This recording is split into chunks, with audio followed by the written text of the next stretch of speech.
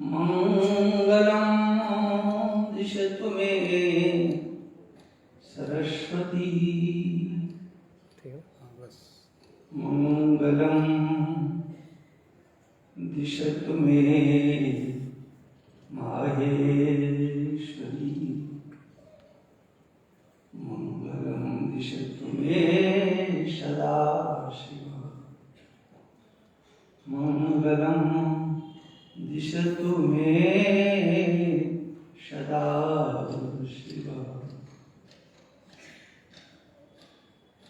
बोले नीलकंठ भगवान की गंगा मैया की सत्य सनातन धर्म की नमः। पार्वती पदे हर हर महादेव। समादरणीय समस्त संत वृंद, समुपस्थित भक्त वृंद, श्रद्धामयी मातृशक्ति, सत्संग में पिछले वर्ष परमार्थ निरूपण नामक श्रीमद् भागवत के 11 स्कंद के 28वें अध्याय की चर्चा हुई थी। यह भगवान श्री कृष्ण का उद्धव का संवाद है। गीता प्रेस गोरखपुर से ये ग्रंथ के रूप में 11 स्कंद के रूप में अलग से भी प्रकाशित हुआ है। साधकों के लिए वो किसी भी मार्ग पर चलने वाले हों, उन सब के लिए 11 स्कंद बहुत अपने आप में पथ प्रदर्शक ग्रंथ है। साधकों के लिए, उनके लिए जो किसी आग्रह से ग्रसित नहीं है, संप्रदाय विशेष में दीक्षित होकर के भी हमारे आचार्यों ने विवेक जागृत करने पर सबने जोर दिया है। भगवत आराधन, भगवान की उपासना हमारे आचार्यों के द्वारा अनेक रूपों से जन जन की पृथक पृथक भावनाओं को देखते हुए किया है।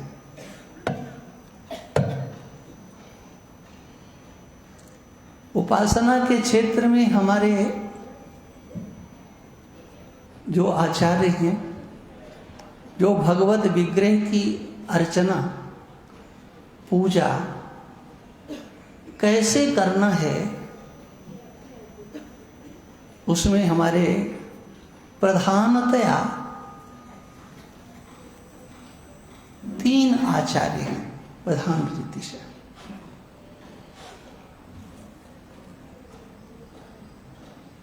प्रथम भगवत्पाद निम्बारकाचार्य भगवान,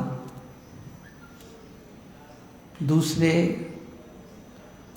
श्री रामानुजाचार्य भगवान, उन्हीं के अंतर्गत उन्हीं उपासना का स्वरूप श्री रामानंदाचार्य जी के परिपाटी में है। लेकिन विशेष पद्धति श्री रामानुजाचार्य जी की। और तीसरे आचार्य हुए हैं, वह हैं भगवत कल्प श्री वल्लभाचार्य, प्रभुपाद श्री वल्लभाचार्य। ये 3 ही आचार्य, मैं कह रहा हूं गीता भवन में, हमारे सनातन धर्म के ये 3 ही वैदिक आचार्य हैं पूजा पद्धति के संबंध में। कैसे भगवान के विग्रह की अर्चना करना, कैसे भगवान को हम प्रसन्न कर सकते हैं, कैसे भगवान के प्रति अपना आत्मसमर्पण कर सकते हैं। क्रिया योग के इस क्रिया योग के माध्यम से भगवान की अभ्यर्चना के द्वारा हम कैसे संसार से पृथक हो सकते हैं, हम कैसे ममता और आसक्ति को संसार से हटा करके भगवान में कैसे जोड़ सकते हैं, ये हमारे तीनों के तीनों वैदिक आचार्य प्रमाण हैं, तीनों के तीनों। और एक बात बता दें, किसी भी आचार्य ने किसी के भी द्वारा किसी अन्य आचार्य की पूजा पद्धति पर कटाक्ष नहीं किया, उसका खंडन नहीं किया।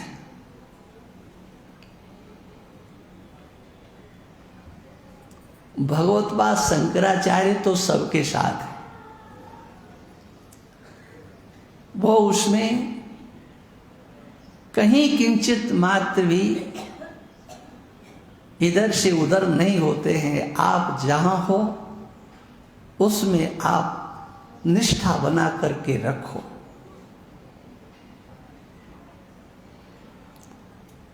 और इसीलिए भगवतपाद शंकराचार्य सार्वभौम है। सार्वभौम इसलिए कह रहा हूं कि उनके द्वारा जो वैदिक हिंदू सनातन धर्म है, सनातन हिंदू धर्म है, उसमें स्मार्त परंपरा के अनुसार पंचदेवोपासना है। भगवान विष्णु, भगवान शिव, भगवती महामाया, उसका नाम दुर्गा कहो या और कुछ वो शक्ति, महाशक्ति,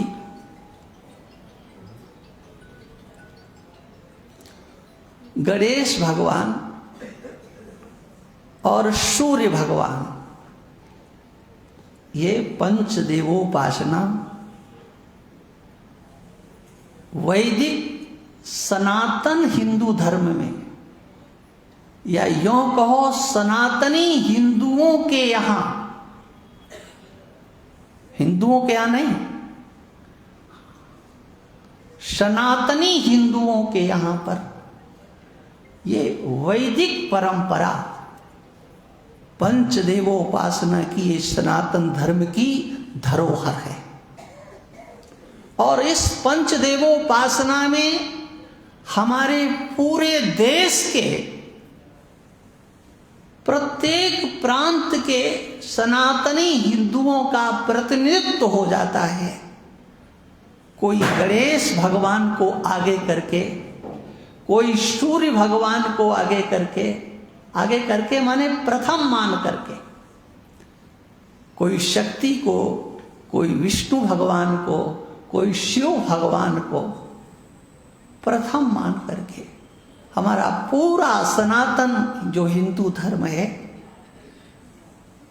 एक ही भूत दिखाई पड़ता है। और इसलिए भगवतपाद शंकराचार्य भगवान ने कोई ऐसा देव नहीं जिस देव के स्तोत्र की रचना नहीं की है, स्तुति की रचना नहीं की है, कोई भी नहीं। चाहे भगवान कृष्ण हो, चाहे भगवान राम हो, चाहे शिव हो, चाहे शक्ति हो, चाहे सूर्य हो, चाहे गणेश हो, अन्य आचार्य ऐसा करते हुए नहीं दिखाई देते, क्योंकि वो अपनी मर्यादा में अपने भक्तों को बांध करके रखते हैं।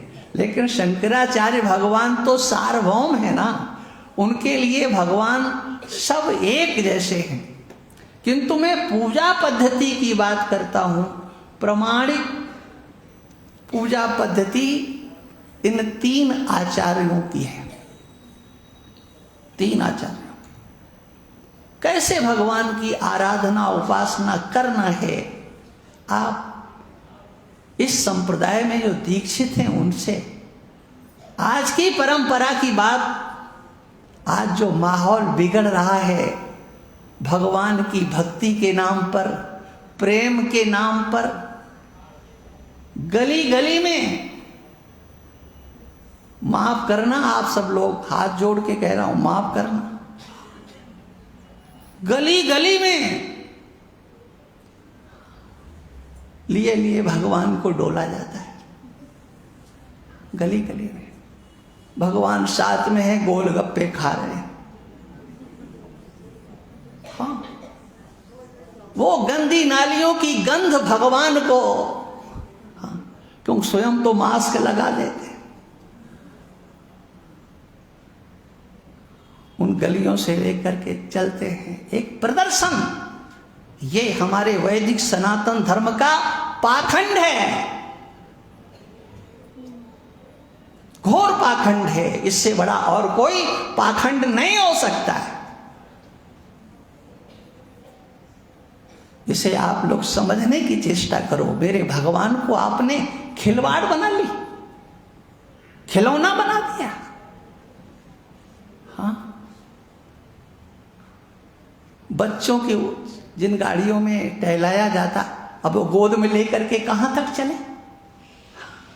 अब उनको गाड़ियों में रख देते हैं और लेकर के चलते हैं बेशर्म लोग। ये मैं कह इसलिए रहा हूं कि आप सब सनातनी हिंदू हो, इसका विरोध करना सीखो, अन्यथा तुम्हारा धर्म एक पाखंड का पहाड़ बन जाएगा, जिसे, हाँ, फिर उसके लिए तो फिर बुलडोजर ही चलाना पड़ेगा। हाँ, और कोई उस पहाड़ को गिराने का कोई दूसरा उपाय नहीं होगा। फिर ये कहा जाएगा क्या, हाँ, ये तो देखो भगवान का ही खंडन कर रहे, भगवान को ही नहीं मानते। पाखंड का नाम भगवान को मानना नहीं है। इसलिए फिर मैं कह रहा हूं, हमारे वैदिक आचार्य भगवद उपासना के 3 ही हैं, जो मान्यताओं में, वैदिक प्रक्रिया में बंध करके भगवान की उपासना करते हैं। मैंने अपने आंखों से देखा है, निम्बार्काचार्य संप्रदाय में दीक्षित, और स्वयं मैंने जगत गुरु जो इस समय वर्तमान में भगवत धाम में देखा कि भगवान का जो भोग वो स्वयं बनाते, और वो भी मुख के ऊपर पट्टी बांध करके कि मेरी नाक की श्वास भी वहां तक न चली जाए, मेरे नाक में उस स्वाद का की गंध जब तक भगवान को भोग न लग जाए, तब तक उसकी गंध मेरे नाक तक न आ जाए। सोचिए, ये उपासना, ये पद्धति, भगवान के विग्रह की कैसे पूजा करना है, कैसे उनको रखना। हाँ, अनेक तर्क देते हैं वो लोग, मैं उसकी चर्चा नहीं करना चाहता हूं, मैं तो अपने विषय की चर्चा करना चाहता हूं। किंतु ये कहना चाहता हूं कि यह 11 स्कंध कोई भक्ति मार्गी है तो देख ले, मैं अध्याय का नाम बता रहा हूं, क्रिया योग नामक 27वां अध्याय है। भगवान की कैसे पूजा करना है, भगवान के विग्रह की अर्चना कैसे करना। यद्यपि कई बार विषय आया है, लेकिन वो पूरा अध्याय भगवत अर्चना का है। 27वां अध्याय। और ये भी आप समझ लें कि ये एकादश स्कंध में जो उद्धव को भगवान ने उपदेश दिया है, यह उनके लीला काल का एक अंतिम उपदेश है। समग्र उपदेशों का उपसंहार भगवान 28वें अध्याय में और 29वें अध्याय के 14 श्लोकों में करते हैं। मैं समझता हूं कि शायद वो 14 श्लोकों की एक पुस्तिका भी छपी है यहाँ से।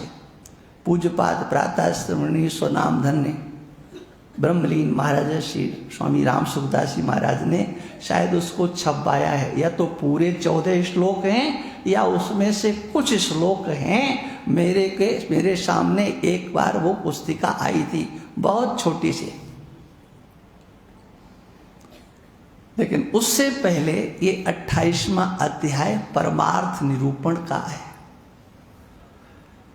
ये थोड़ा सा कठिन लग सकता है और इसीलिए उद्धव ने समझते हुए भी कि महाराज कुछ थोड़ा और नीचे उतर करके कुछ कहा जाए। जैसे भगत लोग कहते हैं ना कि महाराज ये तो बात लगता है कि ज़्यादा ही ऊपर से निकल रही, तो भगवान ने अंत में उसका सरलीकरण किया है। लेकिन एक बात बता दें, परिवसान भगवान की वाणी का इसी 28वें अध्याय के उपदेश में है। ये 28वां अध्याय उनके लिए है, ये भी कहते हैं कि ये सबके लिए नहीं है। ये है उनके लिए जो लोग अपना कल्याण करने का निश्चय कर चुके हैं, जिनके अंतर में एक निश्चय हो चुका है कि मुझे इस जन्म मृत्यु के प्रवाह से छूटना है। ऐसा जिनका निश्चय है, जिनका निश्चय है, वो धन्यवाद के पात्र हैं। अरे नहीं है तो कर लो, नहीं है तो कर लो। भगवान से प्रार्थना ही करो कि हे प्रभु, हाँ, ऐसा संकल्प करने की हमें शक्ति दे दो। रोज रोज भगवान से प्रार्थना करो, जन्म मृत्यु के प्रवाह से हम छूट जाएं, ऐसा हम संकल्प करें, ऐसी शक्ति दे दो। गारंटी से कह रहा हूं, आप करके देखो। आज कितनी तारीख है? 23 है ना। आप 23 से लेकर के 24 तक कल से शुरू करो, सवेरे सवेरे यहीं पर गंगा जी के किनारे, भगवती पराअंबा गंगा सामने बह रही हैं। मां गंगा से प्रार्थना करो, मुझे ऐसी शक्ति दे दो कि इस संसार सागर से हमेशा के लिए छूट जाऊं, मैं मुक्त हो जाऊं। ऐसी हमें मां गंगे हमें शक्ति दे दो। मैं यहीं हूं। हाँ, बीच में गड़बड़ हो जाए तो मैं नहीं जानता, लेकिन अपनी तरह से मैं ठीक यहीं पर हूं। 1 महीने आप करने की बात सोचो, हाँ, लेकिन ईमानदारी से। हाँ, ये भी नहीं, बहुतों से मैंने कह दिया है और दावे से कहता हूं बहुत लोग नहीं करेंगे। क्यों? डर लगेगा कि अगर कहीं कहा और हो गया तो फिर आगे पता नहीं क्या होगा, है ना। हाँ, मैं सत्य कहता हूं, डर लगता है लोगों को। ये तो कहेंगे हाँ हम आपकी शरण में हैं, हम आपकी शरण में हैं। अरे जिस दिन शरण में आ जाओगे भगवान के, उस दिन ये वाणी तुम्हारी कहेगी नहीं, उस दिन वाणी मौन हो जाएगी, तुम बोलने लायक नहीं रहोगे। ये जो बोल रहे हो ये तो बाग विलास। हाँ, हे भगवान हम आपको भूले नहीं, हे मेरे नाथ भूले नहीं, बकते रहो। एक बार भगवान की शरण में जाओ तो सही,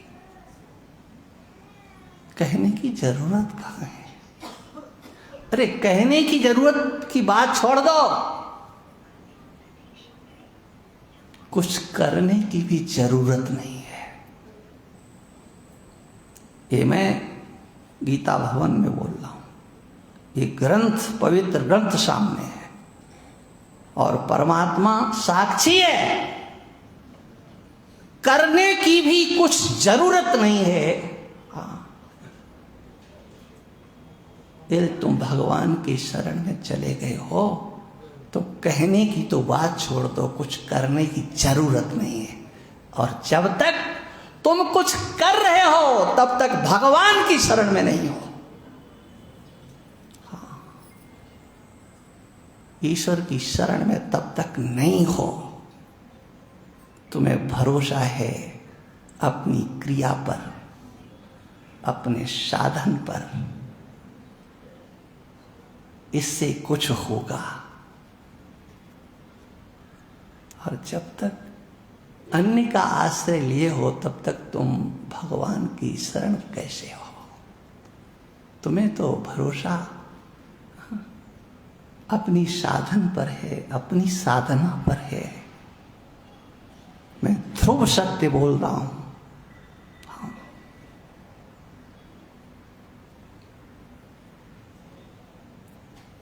देवर्षि भूतात्म नृणां पितॄणां न किंकरो नायमणि चराचरम्। निमि जी महाराज को नवयुग शुरू में एक योगेश्वर उपदेश करते हैं शरणागति का। जो भगवान की शरण में चला जाता है वो किसी का कर्जदार नहीं रहता है, न देवताओं का कर्जदार रहता है, न ऋषियों का, न पितरों का। हे कर्मकांडी लोगों, माफ करना। हाँ, आप लोग जो करते हो सो करते रहना, हमारा काम कहना है।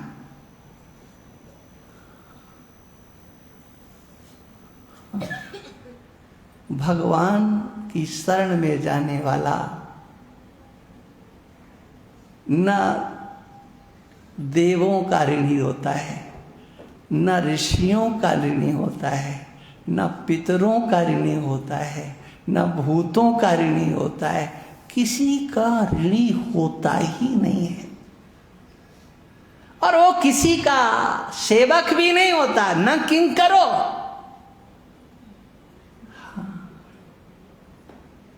न किंकरो नायमणि च राजन। कौन? बोले सर्वात्मनायः शरणं शरण्यं गतं मुकुंदम परिहर्त कर्त्रिम। सर्वात्मना, सर्वभाव से, सर्वात्मना माने सर्वभाव से, गतम मुकुंदम शरणम, मुकुंदम शरणम गतम सर्वात्मना। कैसे? परिहर्त कर्त्रिम, अब मुझे कुछ करना ही नहीं है। ये मेरी बात में, ये भागवत का ये वचन प्रमाण है। एक वृंदावन में संत हुए, व्यासदास के नाम से, पढ़े रहते। कभी जमुना जी के किनारे, कभी किसी पेड़ के नीचे, कहीं भी। तो किसी ने उनसे कहा कि हे महाराज, सोते ही रहते हो हमेशा? बोले क्या करें? अरे क्या करो, बाबा जी बने हो, भजन करो, पूजन करो, पाठ आठ करो, दर्शन करने जाओ, पढ़े हो बस। उन्होंने कहा जाओ तुम लोग करो। काहू के बल भजन है, काहू के आचार, व्यास भरोसे कुंवरी के, शोभत पांव पसार। सोने के सिवा अब काम धंधा ही क्या हमारे पास? हाँ, अभी कुछ करना बाकी है, तो भगवान की शरण कहाँ है? कुछ करेंगे, कुछ करेंगे, कुछ करेंगे। करना बाकी है, तो अभी दूर हो, सच्चाई को समझो। सत्य एक ही है। आप किसी भी मार्ग से चलो, इस स्थिति तक तो आपको पहुंचना ही है। जिस स्थिति का निरूपण भगवान के द्वारा इसमें किया गया है, आपको मुमुक्षु बनना है, तो भगवान से प्रार्थना करो। जो मुमुक्षु हैं, अंतर में एक आग लग चुकी है जिनके, अब मुझे इस संसार में आना नहीं है। आ गए तो आ गए, लेकिन अब आना नहीं है। उन मुमुक्षुओं के लिए यहां पर कर्तव्य का निरूपण किया गया है इस 28वें अध्याय में। आप सब समझदार हो, सत्संग में आए हो, कम से कम 10 से 11 1 घंटे के लिए मोबाइल को बंद कर दिया करो। कोई प्रलय नहीं हो जाएगी, कोई नुकसान नहीं हो जाएगा, और जो होना होगा वो तुम्हारे मोबाइल से रुकेगा नहीं। कम से कम 1 घंटे बैठो। आपका मोबाइल बजता है, आपसे ज़्यादा आपको तो विक्षेप होता नहीं, क्योंकि आपके तो बहुत प्रिय का फोन आने वाला होगा, आया होगा, बड़ा शुभ समाचार देने वाला। लेकिन विक्षेप दूसरों को होता है, सुनने वालों को। सत्संग की महिमा को अंतर में लाने की चेष्टा करो। 1 घंटे के लिए, ऐसा हमको लगता है कि जो 1 घंटे के लिए मोबाइल भी बंद नहीं कर सकता है, उसे क्या ज्ञान की चर्चा सुनाए, क्या वैराग्य की सुनाए, क्या भक्ति की सुनाए, क्या सुनाए? वो तो किसी का अधिकारी नहीं है, लेकिन अपना काम मजबूर है आदत से। ये धंधा करना है अपने को, बोलना है, और कोई है भी नहीं। ये भगवान की कृपा है, जब तक वो कराएगा तब तक ये काम करते रहे। वही करा रहा है। इसलिए श्रीमानों से निवेदन है कि वह मेरी इस प्रार्थना को सुने। आप सत्संग में बैठे हो, कहीं पार्क में नहीं हो, कहीं किसी होटल में नहीं हो, कहीं किसी अन्य जगह पर नहीं हो। 1 घंटे के लिए शर्म खा करके, कुछ खाने को नहीं मिले तो शर्म खा करके 1 घंटे के लिए आ जाओ, और फिर सारे 23 घंटे बेशर्म बन करके रहो। हमें कोई मतलब नहीं है, ठीक है? तो यह जो मुमुक्ष मुमुक्षुओं का प्रकरण है। जो मुमुक्षु है उसके लिए यह उपदेश है, ये ध्यान रखना। सुनो सब, लेकिन ये विषय मुमुक्षुओं के लिए है। मुक्त होने की इच्छा है जिनके अंदर, वो चाहे कर्म योगी हो, चाहे भक्ति योगी हो, चाहे योग दर्शन के मार्ग पर चलने वाला हो, उसे इन सिद्धांतों से गुजरना पड़ेगा। यहाँ पर तो हर कर्म योगी को, हर भक्ति योगी को, हर योग दर्शन के अनुसार चलने वाले को व्यवहारिक धरातल पर इन पद्धतियों से सबको गुजरना पड़ेगा। केवल ये ज्ञान मार्गियों की चर्चा नहीं है, भगवान सत्य की चर्चा कर रहे हैं। आपके व्यवहारिक जीवन में जो जो ग्रंथियां हैं, उन ग्रंथियों का छेदन करना आपका कार्य है। ईश्वर के ऊपर इसे मत छोड़ देना।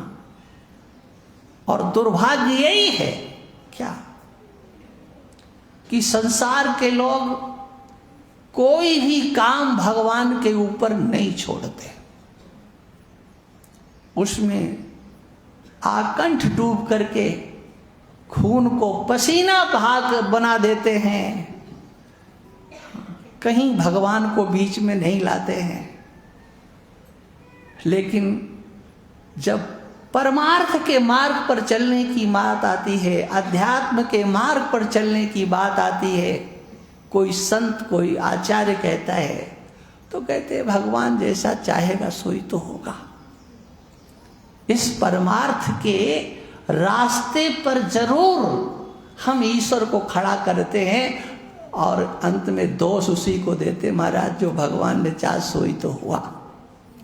ये एक नंबर के बेईमान लोगों की कहानी है। भगवान कृष्ण कहते हैं उद्धरेत, आगे तो बताइए, आत्मना आत्मानम नात्मानम अवसादयेत। वो ये नहीं कहते हैं कि तुम बस सब कुछ छोड़ दो, हम सब कुछ कर देंगे।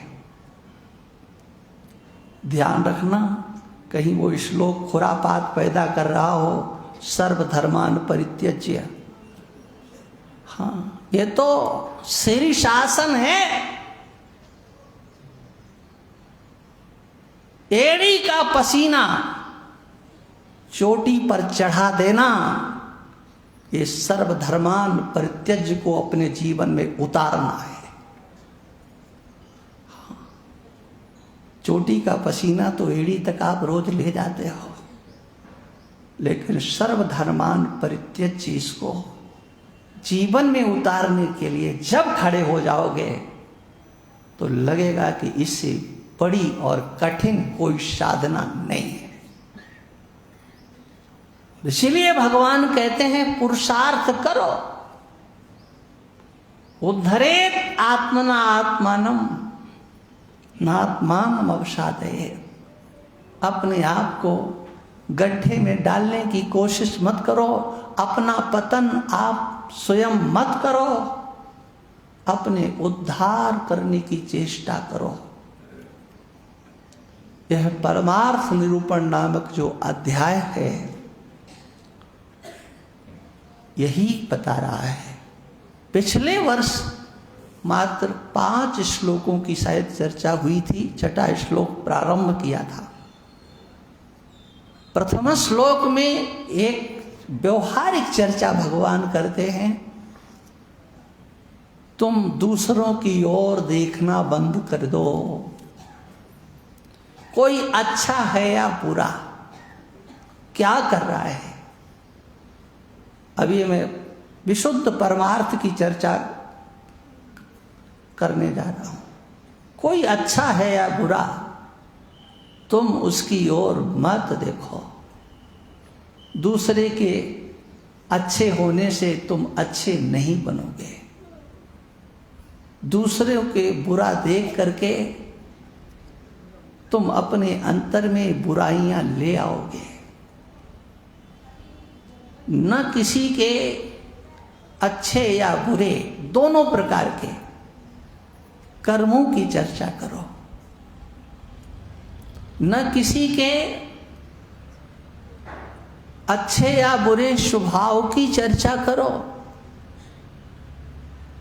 न प्रशंसेत न निंदेत।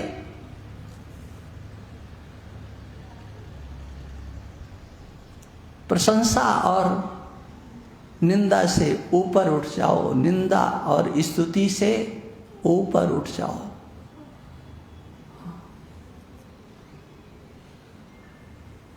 कैसे उठें? तो भगवान ने कहा कि अरे भाई, क्या अच्छा और क्या बुरा जिसे तुम देख रहे हो वो सब एक ही धातु का बना हुआ है। जो अच्छा दिखाई पड़ता है और जो बुरा दिखाई पड़ता है वो सब एक ही धातु का है। हाँ, धातु में दो नहीं है, आकृतियां बदल गई, धातु तो एक ही है। एक दृष्टि से देखो इस समग्र दृश्य को, विश्वम एकात्मकम पश्यन्।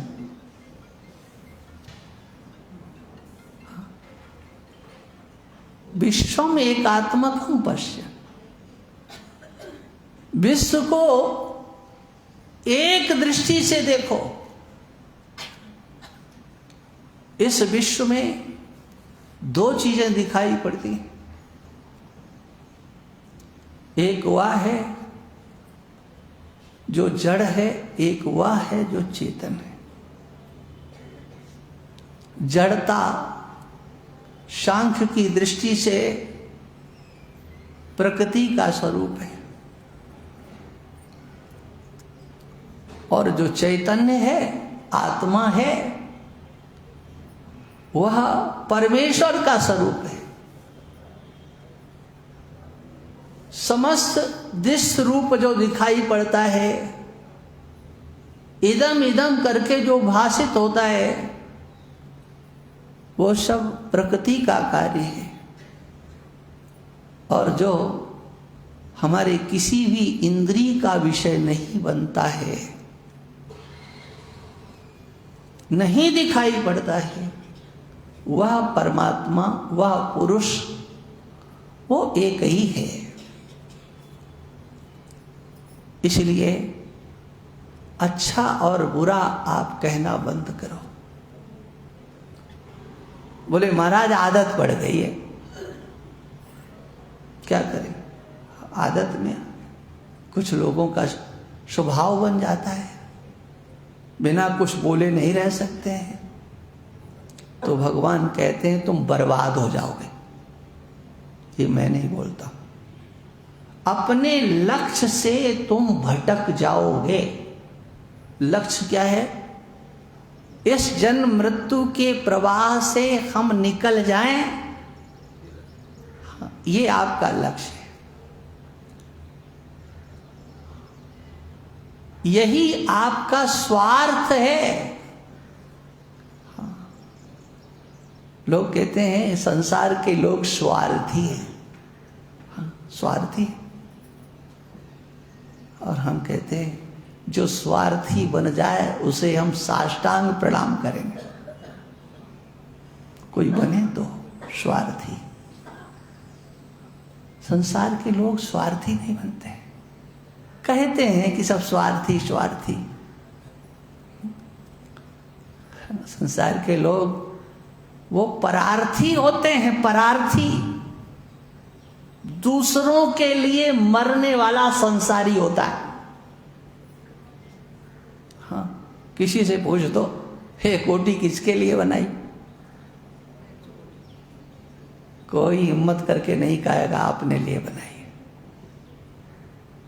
क्या बोलता है? बच्चों के लिए नहीं, अपने लिए तो आपने। कुछ भी पूछो किसके लिए? सब।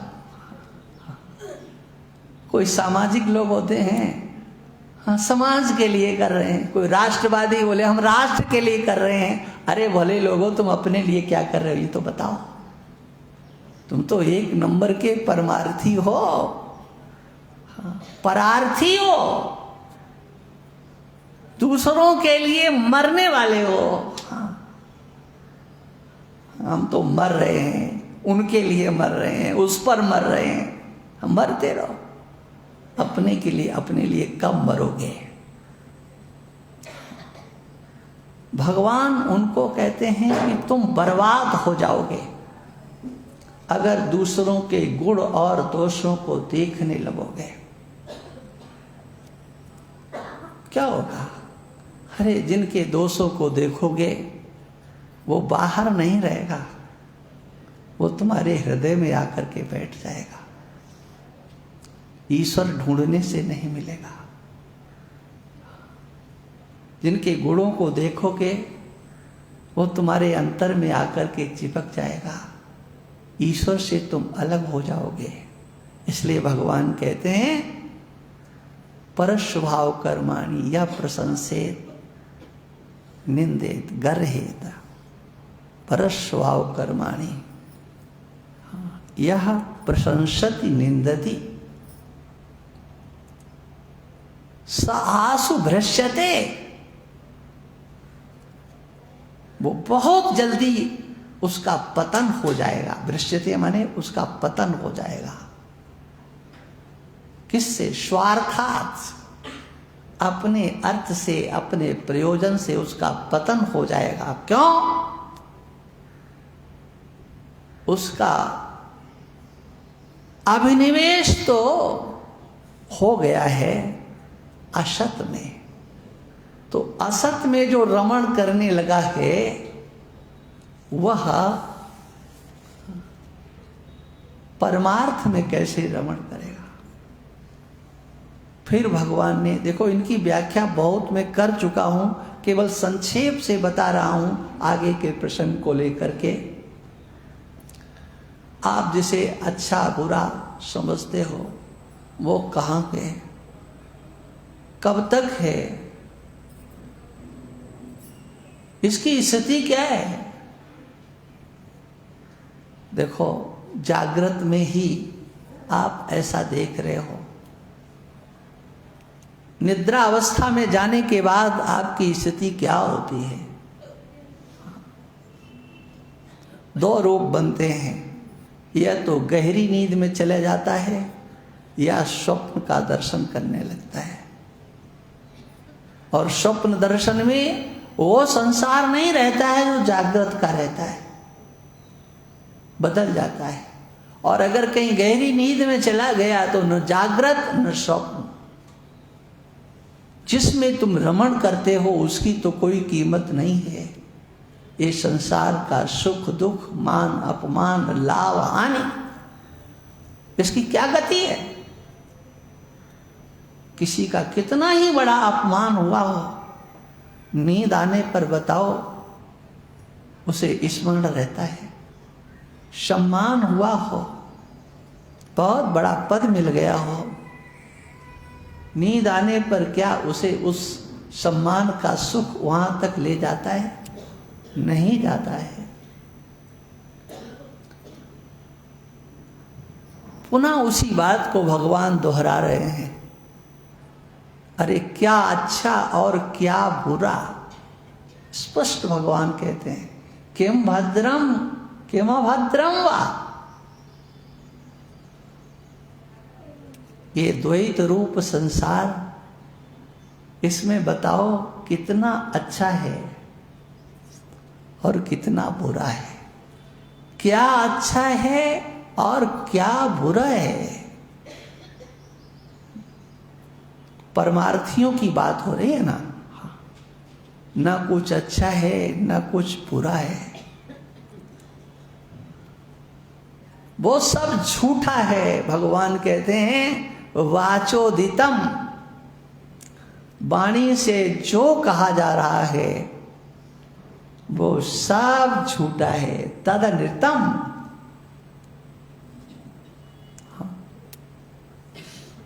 वाणी से जो कहा गया वो सब झूठा। तो वाणी से क्या कहा जाता है? कौन सा विषय वाणी का है? हाँ, ये सब कुछ जहां तक जा सकते हो वहां तक सब ईश्वर की समग्र सृष्टि, तीनों लोक, 14 भुवन, वाचोदितम, वो वाणी का सब विषय है। भगवान कहते हैं तद निरतम, वो सब झूठा है। हाँ। देखो एक अर्धाली है, सबको यहां याद है, जितने बैठे हैं सबको याद है। उमा कहूं मैं अनुभव अपना, याद है ना? आगे का तो पूरा ही जानते हो। हाँ, क्या कहा गया है? ये समग्र संसरण रूप संसार जितना भी है, हाँ, ये सब स्वप्नवत है। स्वप्न कभी सच्चा नहीं होता है। यह सत्वाद मृषैव भाति सकलम, रज्जो यथा हेर भ्रमा। ये झूठा है लेकिन सच्चा प्रतीत हो रहा है। जैसे मंदांधकार में पड़ी हुई रस्सी को देख करके, ये महाराज गोस्वामी जी के सिवा किसी वैष्णवाचार्य की ताकत नहीं है जो इस बात को बोल के चला जाए। ये समग्र संसार उसी तरह से झूठा है जैसे रस्सी को कोई सर्प समझ ले। पाठ तो करते ही होंगे आप सब लोग। इस श्लोक को छोड़ता तो कोई नहीं होगा। हाँ, कोई नहीं छोड़ता होगा। मानसकार कहते हैं रज्जौ यथा हेर भ्रमा, जैसे रस्सी में सर्प का भ्रम होता है, ऐसे ही परमात्मा को जान के बिना जाने ये संसार सत्य प्रतीत होता है। कैसे प्रतीत होता है? बोले बस यही उस परमात्मा की विशेषता है कि उसको तुमने जाना नहीं है। उसी की सत्ता से ये झूठा भी सच्चा प्रतीत होता है। वही यही है ईश्वर का ईश्वरत्व। कोई झूठा भी सच्चा लगता है उसकी सत्ता से। हाँ। अनजान में बोले जान लिया तो बोले इससे हाथ धो बैठोगे। जिसको तुमने सच्चा समझा हुआ है, हाँ, इससे हाथ धो बैठोगे। मानसकार कहते हैं कि अगर तुमने उसको जान लिया, किसको? जिसकी सत्ता से यह झूठा संसार सत्य प्रतीत होता है, अगर तुमने उसको जान लिया, हाँ, तो ध्यान रखना। इसलिए आगे की बात सब लोग सोच समझ करके सुनना है। मानसकार कहते हैं जे ही जाने जग जाए हिराई, ढूंढने पर भी ये संसार आपको मिलने वाला नहीं। ये कब तक मिल रहा है आपको? जब तक उसे जाना नहीं है। इसलिए संसार के प्रेमियों, ईश्वर को जानने से पहले जरा सावधान हो जाओ। अगर कहीं तुमने जान लिया गलती से भी, तो इससे तो हाथ धो बैठोगे। इसलिए इसमें जिनको चिपक करके रहना है वो, हाँ, पूजा पाठ करो, उसे जानने की कोशिश मत करो। हाँ, सच बता रहा हूं, मैं अपनी बात नहीं कह रहा हूं, वो तो मानसकार ने कहा है, वो बता दिया है। चाहे हिराई गायब हो जाएगा, आप इसे ढूंढना चाहोगे, हाँ, मिलने वाला नहीं है। एक बार उसे जानने की चेष्टा तो करो। ये भगवान कहते हैं। और मैं मानस का संपुट तो इसलिए लगा देता हूं कि पूज्यपाद प्रातः स्मरणीय धर्म सम्राट स्वामी श्री कृपात्री जी महाराज कहते थे कि देखो, भगवान जो है ना, उनके सामने 56 भोग रखा जाए, 56 भोग, और तुलसी दल न डाला जाए, तो भगवान उसे स्वीकार नहीं करते। ऐसे ही ये जनता जनार्दन, इसके सामने चाहे जैसा बढ़िया से बढ़िया परोसो, आप वेद का, उपनिषदों का, गीता का, भागवत का, पुराणों का, सब की बात चर्चा करे आओ, लेकिन जब तक तुलसीदास का वो तुलसी दल नहीं पड़ता है, तब तक जनता को लगता पता नहीं क्या बोल रहे। इसलिए हमें तो उन महापुरुषों के भजनों में निष्ठा है, तो इसलिए ये संपूर्ण तो हमको देना पड़ता है कि भाई केवल भागवत की बात नहीं है, हाँ, केवल ये उपनिषदों की चर्चा नहीं है। ये तो हमारे गोस्वामी जी, अभी अभी तो नवरात्रि गई, हाँ, 9 दिन तक यहाँ चला, तो भाई इसलिए हमें वो संपूर्ण देना पड़ता है। देखो, थोड़ी सी चर्चा, हाँ, वाचोदितम तनितम, अच्छा झूठा है, लेकिन इससे तो बहुत काम चलता हुआ दिखाई पड़ता है। क्रियाकारित्व, ये हमारे पूर्व मीमांसकों का, हाँ, बहुत जबरदस्त कटाक्ष है।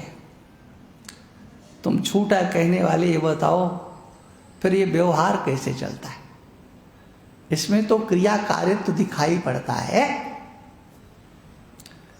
तो भगवान कृष्ण ने उन पूर्व मीमांसकों को भी ठिकाने लगाया। बोले, तुम इतना ही जानते हो, वस्तु का व्यवहार करने के लिए सत्य होना क्या जरूरी है? अरे मिथ्या वस्तु में भी क्रियाकारित्व तो होता है। सपने में जो आप व्यवहार करते हो, वहां बताओ सच्चा क्या होता है?